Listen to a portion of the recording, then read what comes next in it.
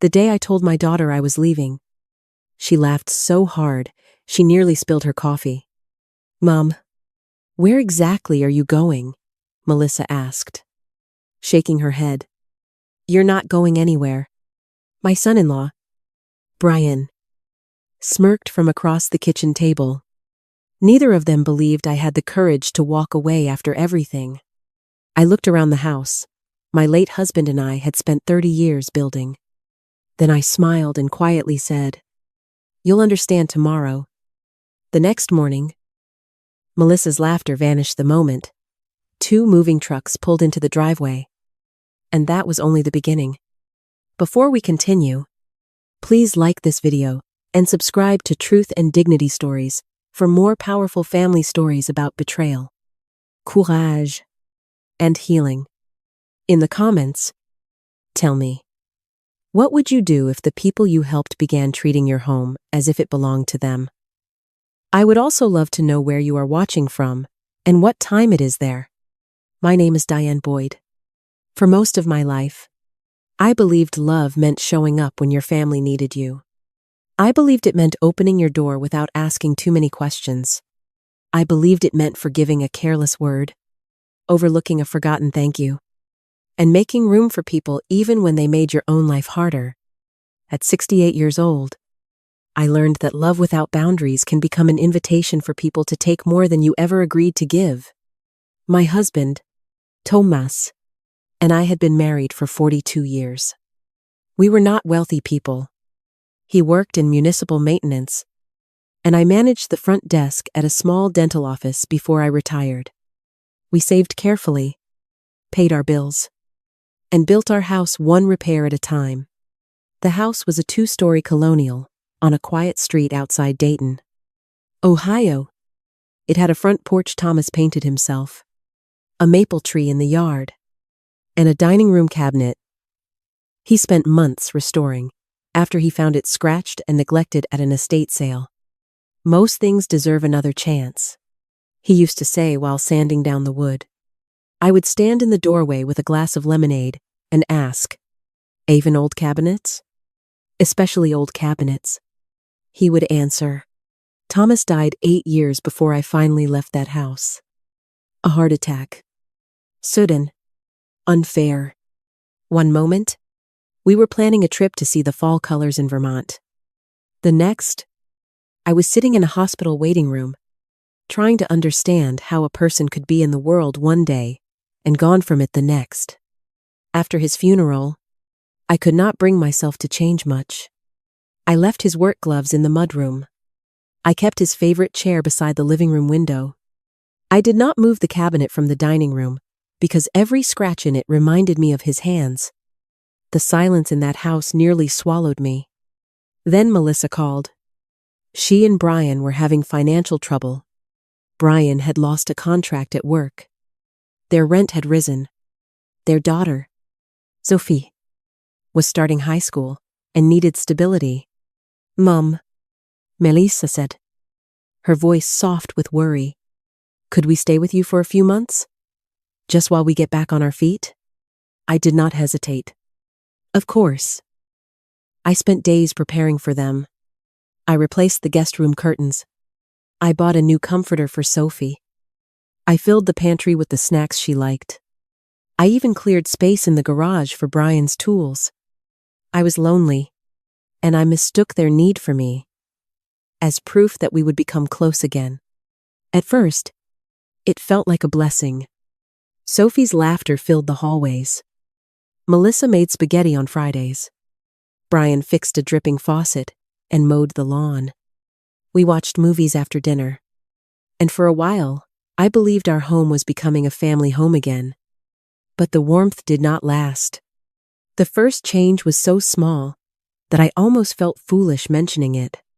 I came home from the grocery store one afternoon and found Thomas's dining cabinet missing from its place.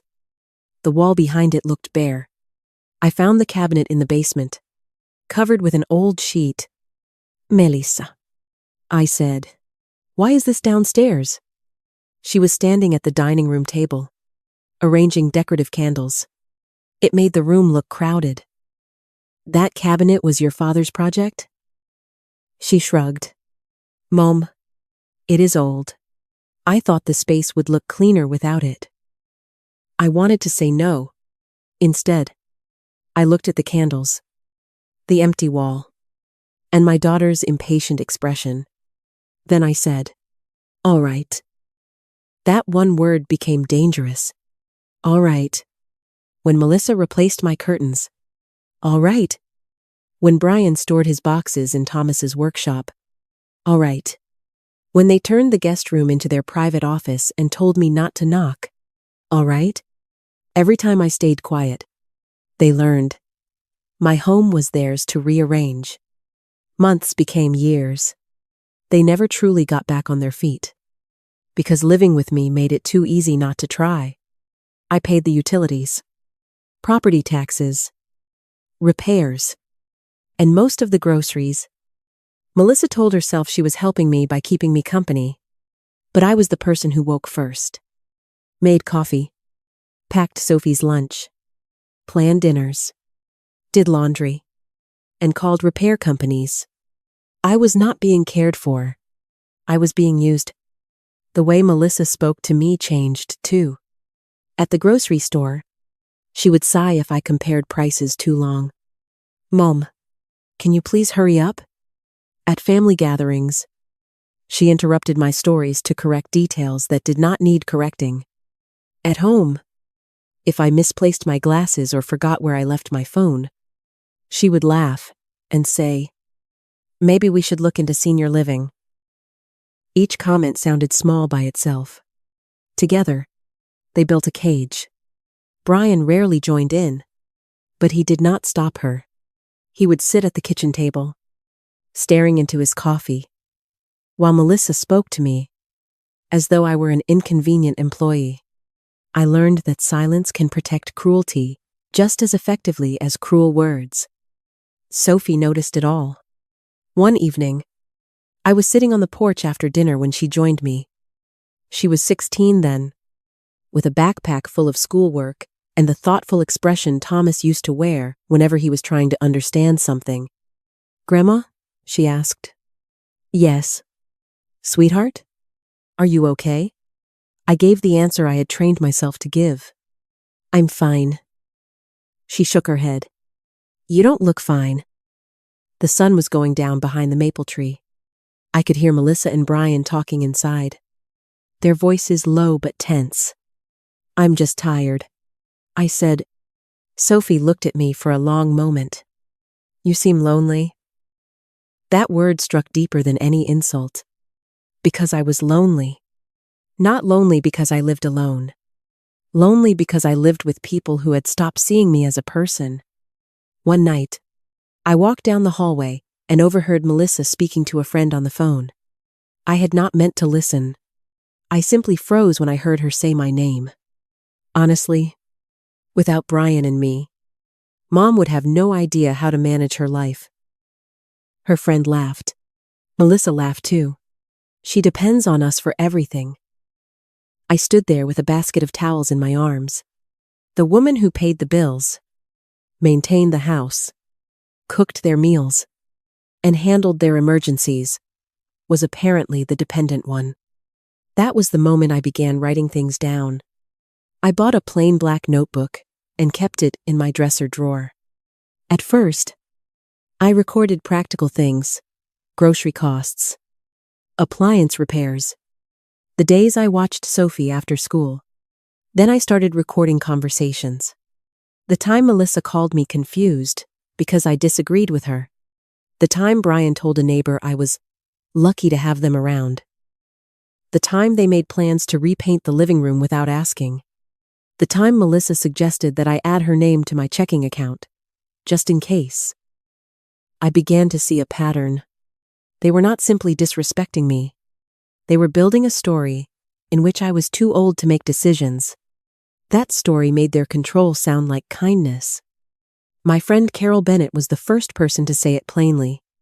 Carol and I had known each other since our daughters were in elementary school.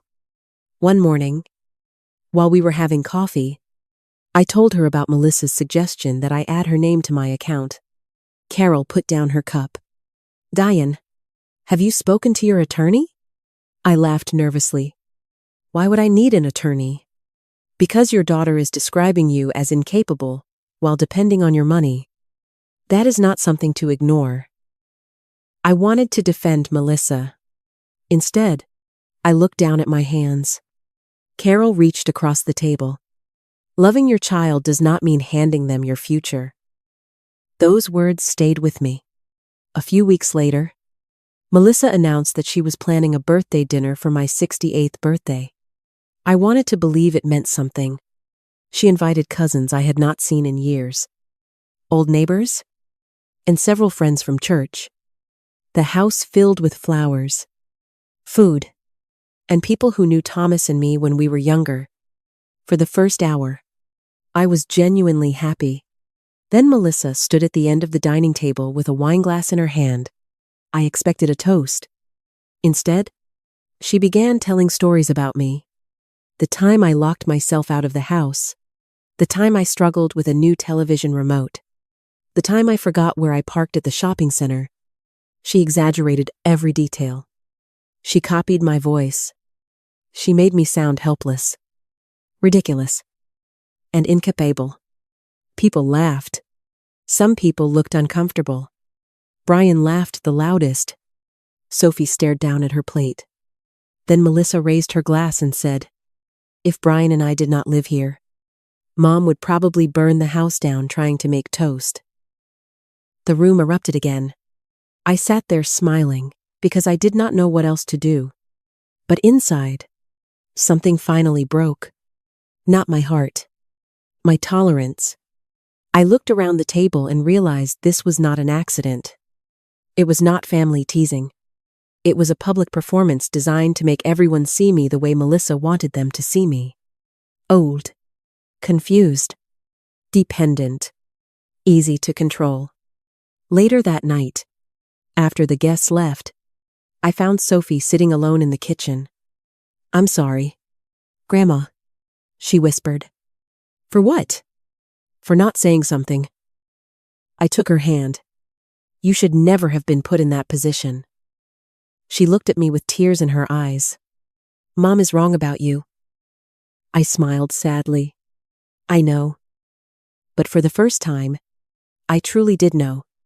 The next morning, I called an attorney named Daniel Mercer. I did not tell Melissa. I did not tell Brian. I simply made the appointment. Because once I understood that they had been trying to rewrite my life, I knew I needed to protect the truth. And I had no idea that the conversation Daniel and I were about to have would give me the courage to do more than defend my house.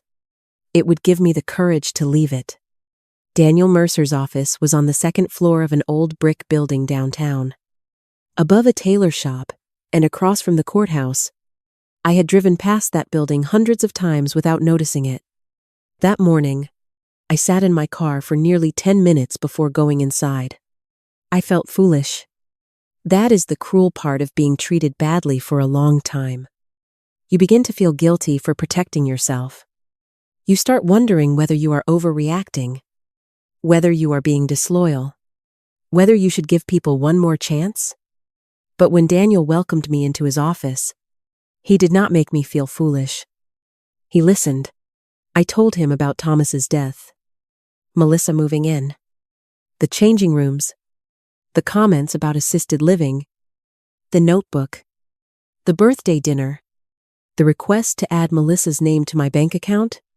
When I finished, Daniel folded his hands and said, "Diane, your daughter may be under stress, but stress does not give anyone the right to control your property or question your capacity without cause." I looked down. I do not want to punish her. Protecting yourself is not punishment. The sentence landed in the quiet room. Daniel reviewed my existing will and the house deed. Thomas and I had placed the home in both our names. And after his death, it had passed fully to me. There was no mortgage, no debt against the property. The house was mine. Not Melissa's, not Brian's. Mine. Daniel helped me create a plan. First, I would update my estate documents. Second, I would put security protections on my bank accounts. Third, I would make clear in writing that nobody had authority to make health, financial, or property decisions for me, unless I personally chose it after receiving independent advice. What happens if Melissa finds out? I asked. She may be upset, Daniel said. But that does not mean you have done something wrong. I left his office carrying a folder of information and feeling both frightened and lighter. For years, I had thought courage would feel dramatic, like raising your voice, like slamming a door. But my first act of courage was quiet. It was signing my own name to documents that protected my life. When I arrived home, Brian's car was in the driveway. He rarely came home before dinner, so I knew immediately something was wrong. Melissa and Brian were waiting at the kitchen table. There were papers spread out between them. Melissa smiled when I entered. "Mom, good. We were hoping to talk to you." I set my purse on the counter. "About what?" Brian tapped the papers with one finger. "We found a simple way to make things easier if there is ever an emergency." My stomach tightened. What kind of emergency? Melissa gave a small, exaggerated sigh. "Mom, nobody is saying anything is wrong. We are just being responsible." She pushed the first page toward me. It was a financial power of attorney. My name was at the top.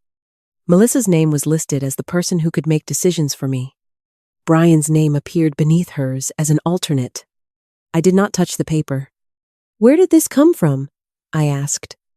"Brian printed it out," Melissa said. "It is just in case you ever need help." "I do not need help." "You might someday." "Then I will decide what I need someday." Melissa's smile faded. "Mom, why are you making this difficult?" I looked at her. "Why are you making decisions for me without asking?" The kitchen became silent. Brian leaned back in his chair.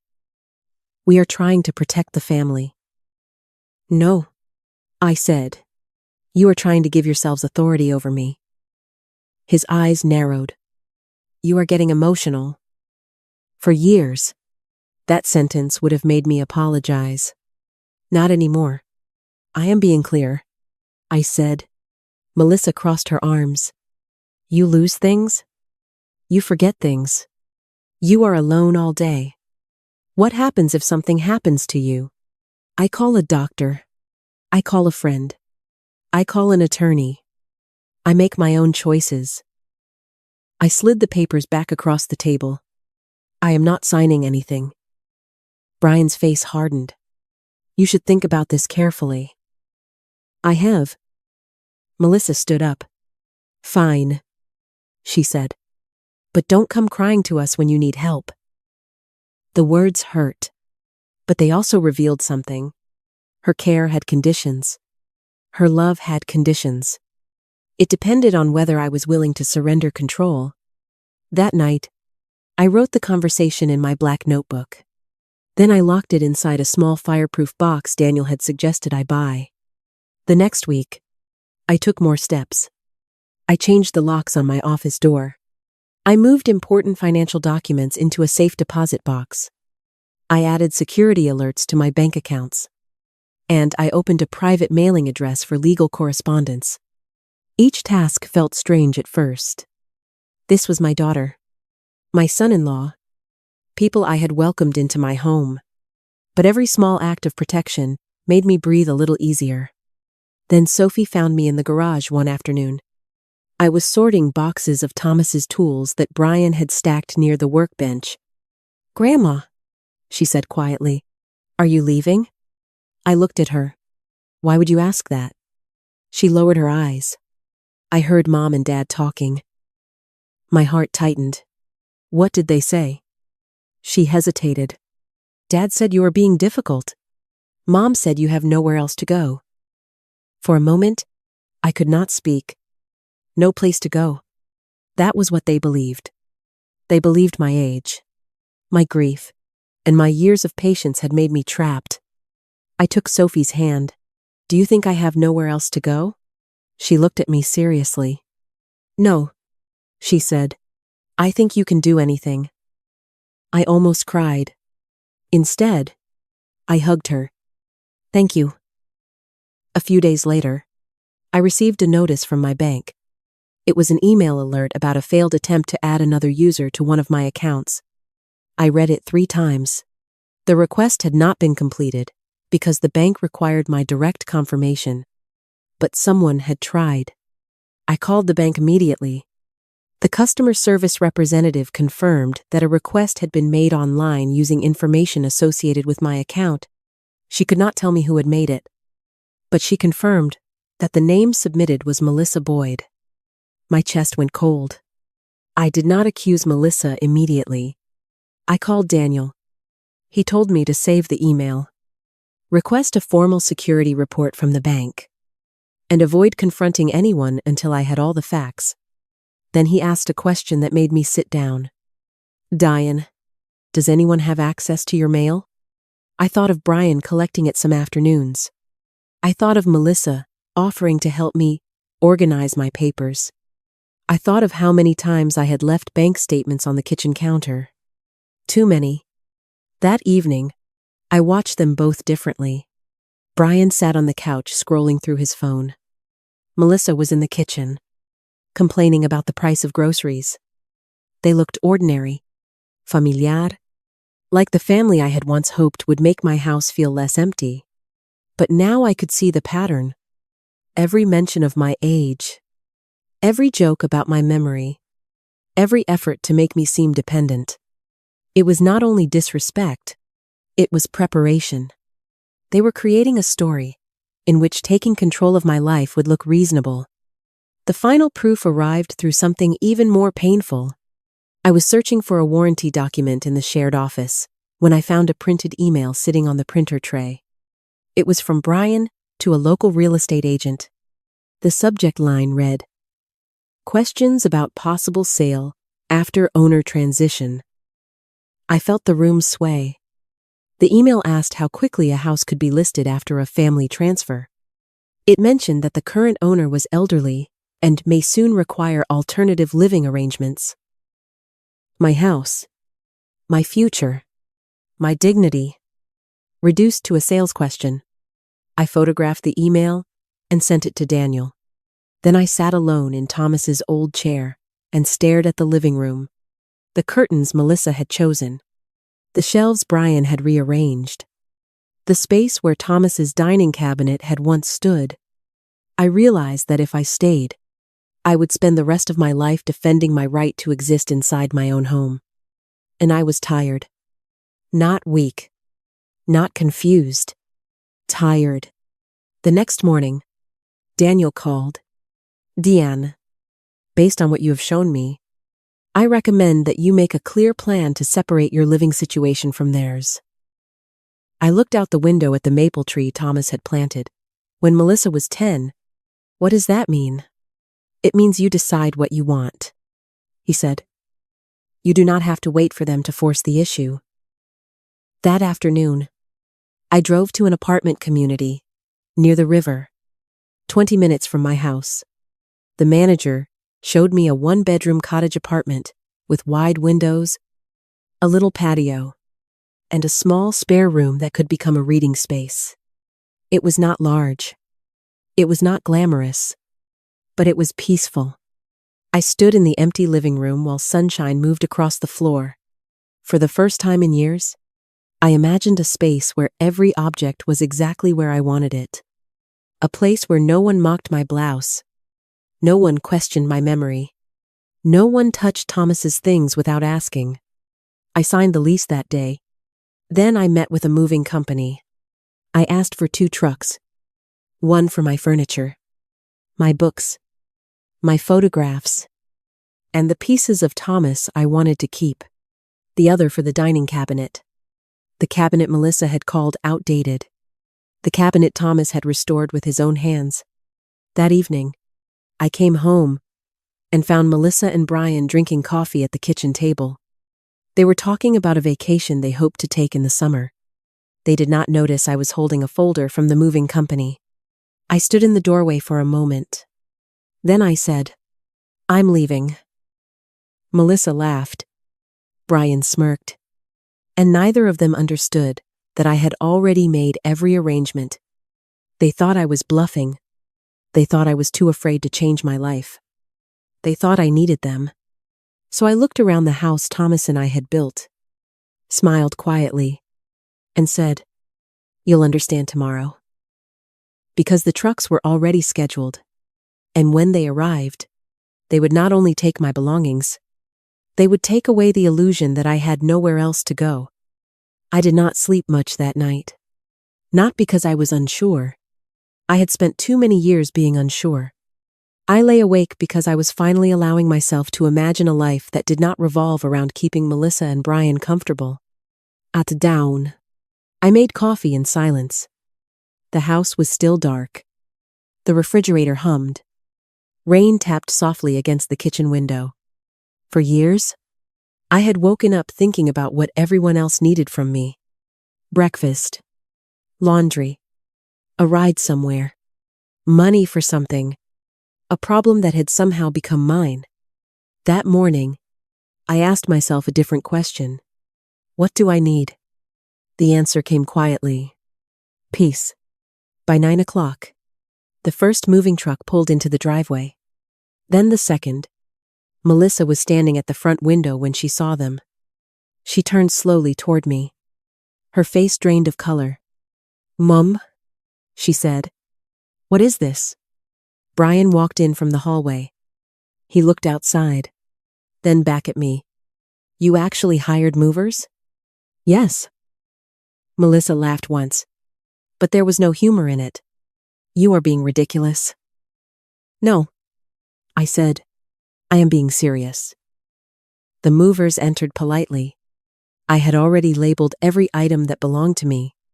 My bedroom furniture, my books, my photographs, my kitchenware, Thomas's chair, his workshop tools, the dining cabinet.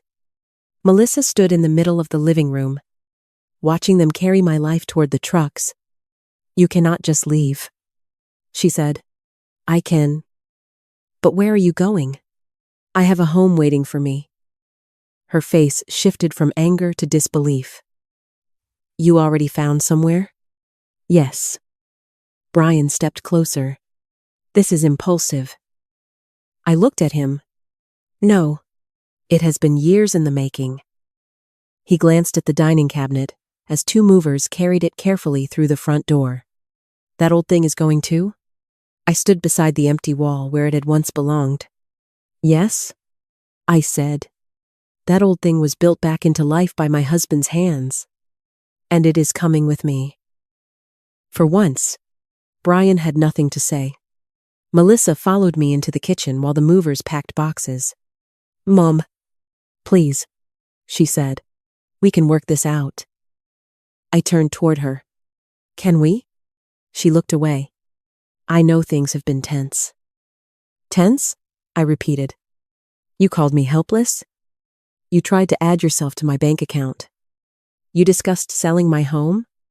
You let Brian ask a real estate agent about transferring my property." Her face went pale. "You saw that email?" "Yes." "That was Brian." "And you knew?" She hesitated too long. Not a lie. Not a denial. Just silence. "I knew he was worried about money," she whispered. "That is not what I asked." Tears appeared in her eyes. "I knew he was looking at options. Options that required me to lose my home." Melissa covered her face. For a moment, I saw the little girl who had once climbed into my bed during thunderstorms. I remembered the teenager who used to call me from college just to hear my voice. I remembered the daughter I had believed would always see me as her mother. But love does not erase facts, and grief does not make betrayal less real. "You did not protect me?" I said quietly. "You protected your convenience." Melissa began crying. "I'm sorry." "I know you are sorry now. Please don't leave." I looked at her carefully. "I am not leaving because I do not love you. I am leaving because I have to love myself too." By late afternoon, the trucks were full. The house looked strange without my things. But it also looked honest. For the first time, I could see how much of me had been pushed to the edges to make room for people who did not respect what I gave them. Before I left, I handed Brian an envelope. "What is this?" he asked. "A letter from my attorney." He opened it and read silently. Daniel had prepared a formal notice ending their permission to live in my home. They had 60 days to find another place. The letter also made clear that neither of them had authority over my financial pleas, medical, legal, or property decisions. Brian's face turned red. "You are throwing us out? I am giving you time to make your own arrangements. You know we cannot afford another place." I looked at him. "You had years to plan. Instead, you planned around taking mine." Melissa stared at the floor. No one spoke. Then Sophie came down the stairs, carrying a backpack. "Grandma," she said, "am I going with you?" My heart nearly broke. I walked toward her. "You are always welcome with me, sweetheart. But you belong with your parents. This is not your burden to carry." She nodded, trying not to cry. Then she hugged me tightly. "I'm proud of you," she whispered. Those 4 words gave me more strength than she could have known. My cottage apartment was small, but the first time I opened the door, it felt like a beginning. The movers placed Thomas's chair beside the window. They set the dining cabinet against the far wall in the little dining area. My books filled the shelves. My photographs went up where I wanted them. That first night, I sat alone at my small kitchen table and ate soup from a paper bowl. There was no noise from upstairs. No eye rolls. No conversations about my age. No one waiting for me to solve something. The silence was different from the silence after Thomas died. That silence had been grief. This silence was peace. Over the next several weeks, Daniel helped me move forward. I updated my will. I placed safeguards around my accounts. I arranged for a trusted friend, Carol, to be my emergency contact instead of Melissa. I also decided what would happen to my house. I did not sell it immediately. Instead, once Melissa and Brian moved out, I rented it to a quiet couple with 2 small children. They loved the maple tree, the porch, and the dining room's wide windows. They did not see the house as an asset to control. They saw it as a home. That mattered to me. Melissa and Brian found a smaller apartment across town. At first, Melissa called constantly. Some calls were angry. Some were tearful. Some were full of explanations that sounded like excuses dressed in sad voices. I did not answer every call. That was new for me. I returned messages when I felt ready. I did not let guilt decide my schedule. Brian stopped calling after Daniel sent a second letter, warning him not to contact my bank, real estate agent, or financial institutions on my behalf. Their marriage began to show the strain it had hidden for years. Brian blamed Melissa for not convincing me to give in. Melissa blamed Brian for making plans around my property. But their consequences were not mine to solve. That was another lesson I had to learn. You can love people without rescuing them from every result of their choices. Sophie began visiting me every other weekend. We cooked together, watched movies, and walked along the river near my cottage. She told me about school, friends, and the college programs she hoped to apply for one day. One evening, while we were eating popcorn in the living room, she looked around my apartment. "You seem happier here?" she said. I smiled. "I think I am. You used to look sad all the time."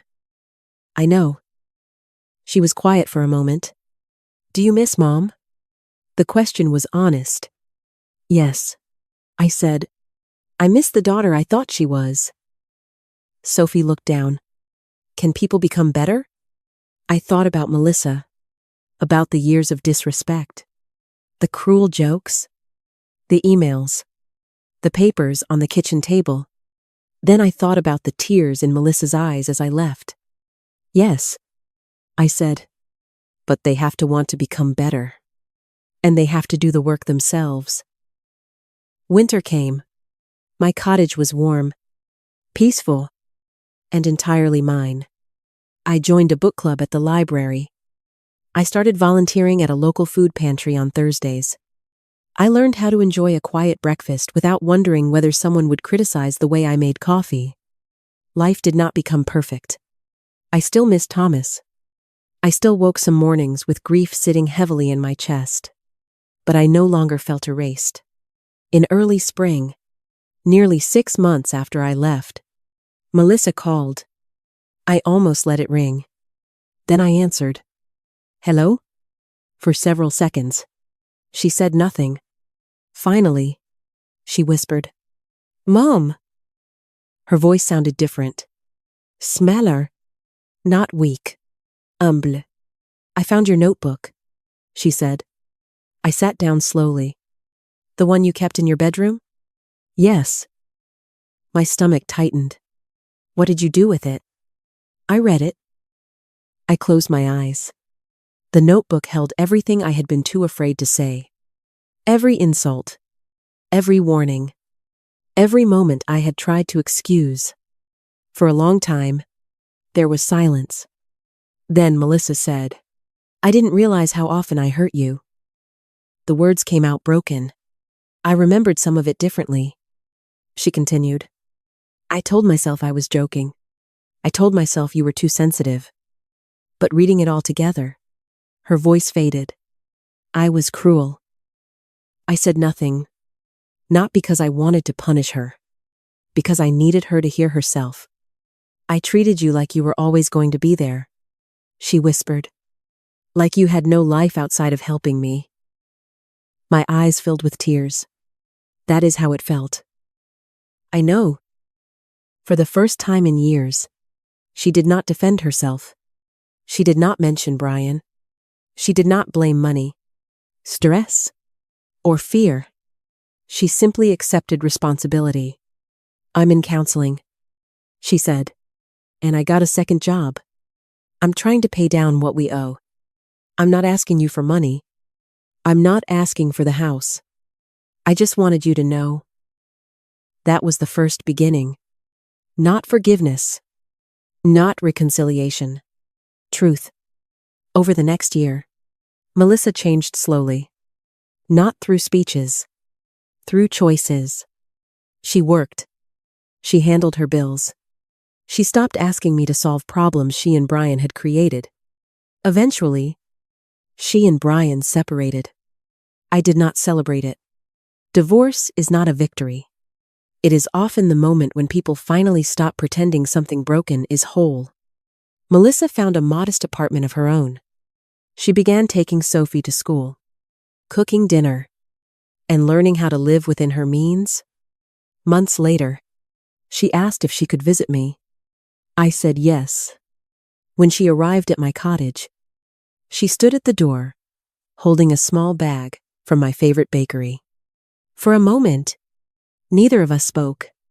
Then she asked, May I come in? It was such a simple question. But after years of having my space, my life, and my choices taken for granted, it meant everything. Yes, I said. You may. We sat at my small kitchen table. Melissa looked around the apartment. It feels like you, she said. It does. She began to cry. I took that away from you? You tried to, I said gently, but I found it again. She nodded. I do not expect you to trust me yet. I don't? I understand.